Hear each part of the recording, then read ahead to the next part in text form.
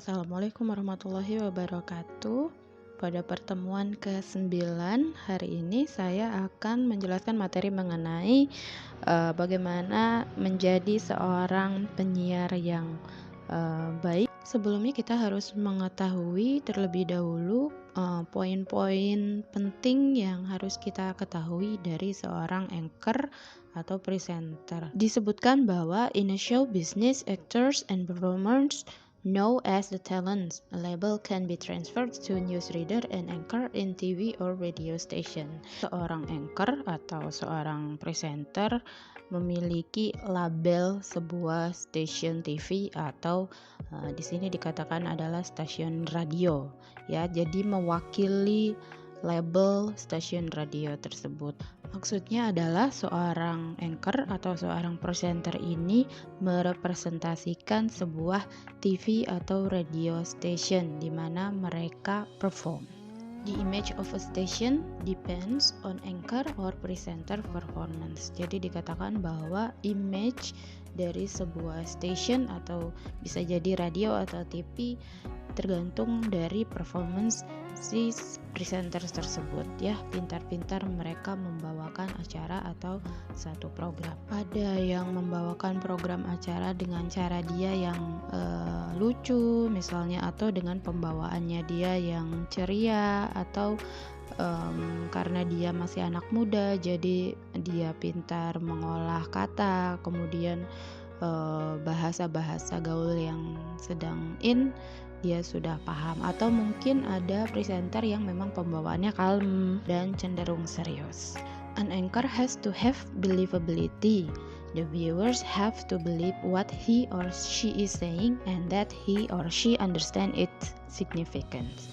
Artinya, seorang anchor atau presenter harus memiliki kapabilitas bisa dipercaya, tidak melakukan tindakan-tindakan di luar kontrolnya dia sebagai seorang anchor, memiliki personality yang baik dan citra image yang baik di mata audiensnya.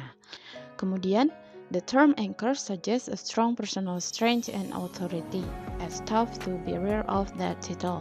Through a combination of experience, personality, and charisma is holding program together and somehow grounding it in reality. Artinya, seorang anchor juga harus memiliki kombinasi antara pengalaman dia, jam terbang dia, kemudian personality dia sebagai pribadinya, dan karismatik.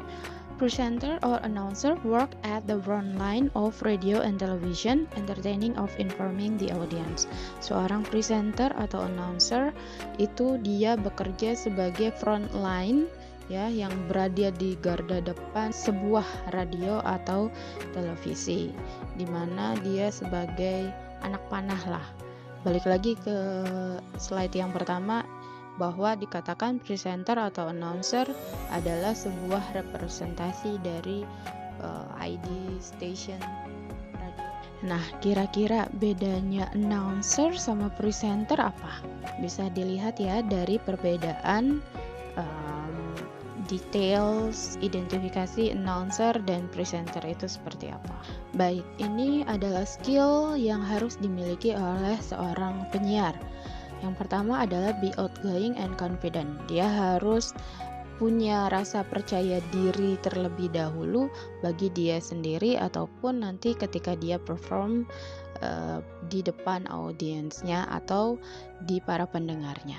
Yang kedua adalah have excellent communication and presentation skill. Dia harus memiliki kemampuan berkomunikasi yang luar biasa dan be able memorize facts and ad-lib when necessary. Dia harus memiliki kemampuan merekam fakta atau mengingat fakta-fakta ketika dibutuhkan teknik ad-lib di saat siaran. Have research and interviewing skill. Dia harus memiliki kemampuan research dan menginterview atau mewawancara narasumbernya. Have a broad range of interest including current affair. Di sini dimaksudkan adalah dia harus memiliki wawasan yang luas. Be able to think on your feet and stay calm under pressure. Seorang penyiar harus memiliki skill kerja di bawah tekanan dan tetap rileks atau kalem ketika membawakan satu acara. Menjadi seorang penyiar itu memang tidak mudah karena kita dihadapkan pada situasi dan kondisi tertentu yang mungkin bisa buat kita deg-degan atau misalnya terjadi ucapan yang gagap dan lain sebagainya. Maka seorang penyiar harus kalem ya ketika membawakan acara dan mampu bekerja gerak cepat atau gercep gitu. Be creative and flexible. Seorang penyiar juga harus kreatif dan fleksibel. Misalnya ketika seorang penyiar disodorkan satu skrip tertentu dan menurut dia skripnya untuk dibawakan kurang enak. Nah, maka si seorang penyiar itu juga bisa merubah kata-kata yang ada di skrip tapi tidak dirubah poinnya apa. Be aware of health and safety issue. Seorang penyiar juga harus memahami betul isu-isu mengenai kesehatan dan keamanan. Misalnya ketika masa pandemi seperti ini, dia harus tahu bahwa ada yang namanya social distancing, kemudian harus tahu bahwa penggunaan masker itu bagaimana, kemudian jaga jarak ya, dan mengingatkan para pendengarnya untuk selalu mematuhi protokol kesehatan. Nah, ini bagaimana si penyiar berbicara di depan mikrofon. Meskipun sebetulnya ini terlihat gampang ya kita berbicara depan mikrofon, tapi sebetulnya ada trik-triknya bagaimana suara kita supaya enak didengar. Pertama adalah keep a standard distance from the mic. Jadi penggunaan mic itu dibuat senyaman mungkin dengan posisi duduk kita.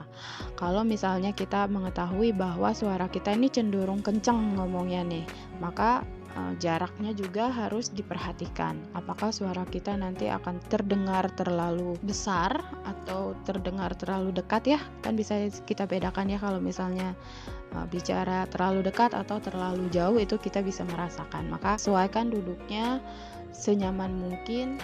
Don't move your head in and out or move the mic closer and further away. Artinya ketika bicara kita jangan bergerak-gerak, intinya sih gitu ya. Karena mungkin suaranya kalau kepala kita bergerak-gerak atau kita menoleh ke kanan ke kiri dengan tidak terkontrol ya, maka suaranya juga cenderung akan naik turun. Nah, itu akan mempengaruhi kualitas siaran. Maka kita harus menyadari betul ketika kita bicara, kita fokus bahwa mic ini adalah alat bantu kita menyampaikan informasi. How close to the mic? Usually about 20 cm. Sebetulnya sih memang ini tidak pakem. Jadi jarak antara kita dengan mic itu biasanya kurang lebih 20 cm. Namun ini juga disesuaikan karena suara kita cenderung beda-beda ya. Ada yang suaranya lembut, kecil, kemudian ada yang suaranya tegas, ada yang suaranya kenceng kalau ngomong. Terus ada juga yang posisinya kadang kita ngomong kenceng, kadang kita ngomongnya pelan-pelan. Nah, itu juga harus diatur. A good broadcast language must be conversational, intimate, one-to-one, and credible, and transmit clearly and simply facts and information. Dikatakan bahwa bahasa penyiaran yang baik harus bersifat intimate. One-to-one itu seperti istilahnya yang kemarin kita pelajari, person to person ya. Kemudian credible dan disampaikan dengan jelas dan simple. The way we use language affects content and message. Bagaimana kita menggunakan bahasa mempengaruhi pesan dan konten yang akan kita sampaikan pada pendengar. The language is accompanied by the voice. The vocal quality and style of presentation affect the listeners or viewers. Kualitas vokal dan gaya kita dalam menyampaikan satu informasi. There are two types of broadcast language. Yang pertama prepare, yang kedua ad-lib. Yang prepare itu lebih kepada sudah berdasarkan naskah yang dibuat. Kalau ad-lib itu biasanya yang sifatnya spontan. Delivery di sini adalah penyampaian. Kemudian bagaimana cara kita menyampaikannya ke pendengar. Yang pertama adalah phrasing atau menyusun kata. Jadi bagaimana kita menyusun kata sehingga informasi yang kita sampaikan kepada pendengar itu sampai pesannya. Jangan sampai berbelit-belit. Yang kedua, emphasizing. Emphasizing itu artinya penekanan, ya, penekanan kata. Ada 4 cara bagaimana kita menekankan satu kata, atau bagaimana cara kita menekankan pesan yang ingin kita sampaikan supaya pendengar kita ngeh kalau itu adalah poin pentingnya. Bentuk delivery selanjutnya adalah pronunciation. Kita harus mampu melafalkan kata yang tertulis di dalam naskah. Contohnya, memerah atau memerah. Tulisannya sama, tapi sebetulnya maksudnya berbeda. Nah, kita harus belajar dulu membaca naskah. Ketika kita disodorkan satu naskah, kita wajib terlebih dahulu mempelajari isi naskah tersebut, sehingga kita mengetahui kata per kata yang dimaksudkan di dalam naskah tersebut. Seperti contohnya tadi, memerah atau memerah. Tulisannya sama, tapi pelafalannya dan maksudnya berbeda. Kemudian ada enunciation. Ini sebetulnya sama seperti pronunciation, ya. Jadi kita harus mendelivery pesan atau satu kata tersebut secara jelas. Yang kelima adalah tone. Tone ini dimaksudkan adalah warna suaranya. Ketika kita menginformasikan satu informasi tertentu, bagaimana cara kita mendeliver pesan tersebut, apakah menggebu-gebu ataukah dilakukan dengan suara yang lembut seperti karakteristik dari si penyiar tersebut. Apakah dia suaranya misalnya suaranya cenderung bulat, tegas, ngebas misalnya, atau suaranya cenderung cempreng. Tone suara ini betul-betul mempengaruhi isi dari si informasi atau pesan yang ingin disampaikan.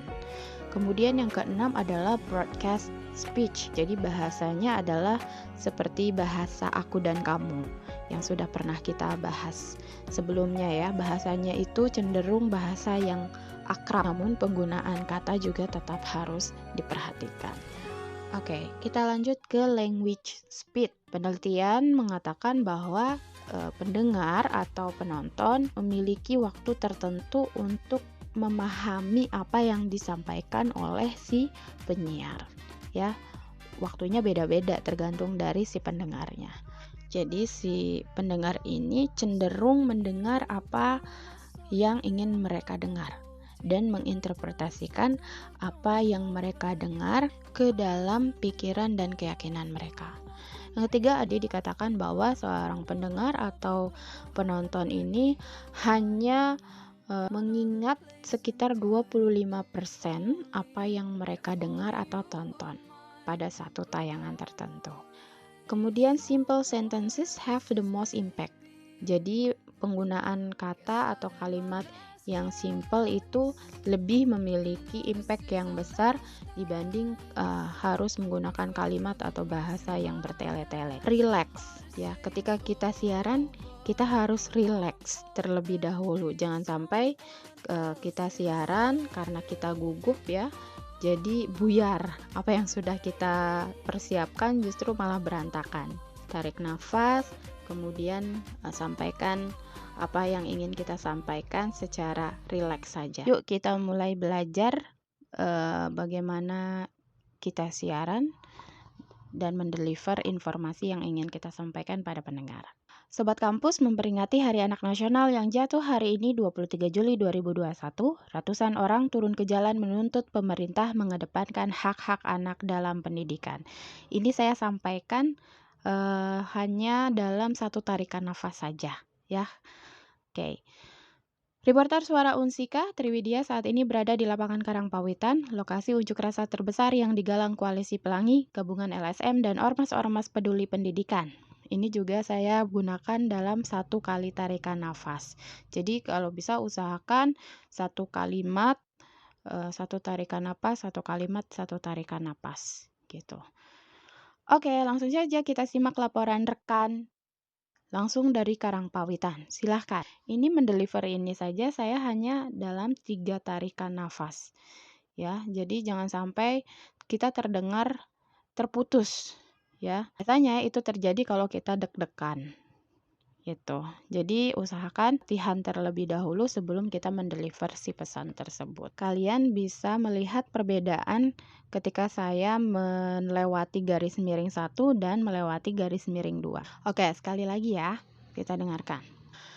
Sobat Kampus memperingati Hari Anak Nasional yang jatuh hari ini 23 Juli 2021, ratusan orang turun ke jalan menuntut pemerintah mengedepankan hak-hak anak dalam pendidikan. Reporter Suara Unsika, Triwidya saat ini berada di lapangan Karangpawitan, lokasi unjuk rasa terbesar yang digalang Koalisi Pelangi, gabungan LSM dan ormas-ormas peduli pendidikan. Oke, langsung saja kita simak laporan rekan Triwidya langsung dari Karangpawitan. Silahkan Triwidya. Terima kasih Azrodiana. Assalamualaikum Sobat Kampus, selamat siang.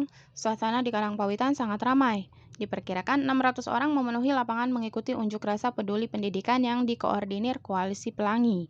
Unjuk rasa dimulai sekitar 2 jam lalu, diawali orasi tokoh-tokoh LSM di bidang pendidikan, seperti Arif Rahman, Anies Baswedan, dan Nadiem Makarim. Yang menarik, seorang dosen Unsika juga turut berorasi, yaitu Bapak Dr. Zainal Abidin. Dalam orasinya, beliau mengungkapkan keprihatinan seputar kebijakan ujian akhir nasional yang tidak berpihak bagi kepentingan siswa. Sobat Kampus, belum diketahui kapan unjuk rasa akan berakhir. Untuk sementara, inilah yang bisa saya laporkan.